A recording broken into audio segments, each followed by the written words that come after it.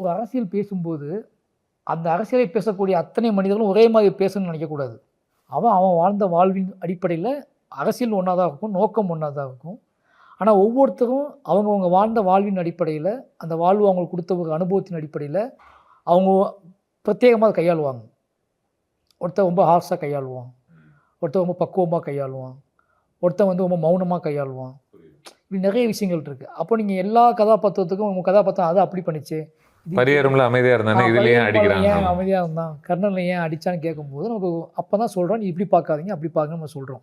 அதுக்கு காரணம் என்ன? ஒவ்வொருத்தரும் வேற வேற மனுஷங்க. வேற வேற விஷயங்கள் இருக்கு. இப்போ நான் ஒரு படிச்சதுனால, நான் எங்க அம்மா அப்பா என்னைய படிக்க வச்சதுனால, நான் கிளம்பி சென்னை வந்ததுனால நான் ஒரு டைரக்டர் ஆயிட்டேன். பட் என் கூட பழகுன என் பக்கத்து வீட்ல வாழ்ந்த ஒரு பையன், அவனுக்கு வேற மாதிரி ஒரு அறிவோட இருப்பான். ஓகேங்களா? நான் அங்க இருந்து அப்படிதான் இருந்திருப்பேன். ஓகேங்களா? இப்போ என்னோட அறிவையும் ஆனா இப்போ நான் என்ன ஆசைப்படுறேனோ, என்ன மாதிரியான தன்மையோட நான் நடத்தப்படணும்னு ஆசைப்படுறேனோ, அதே தான் அவனும் ஆசைப்படுவான்.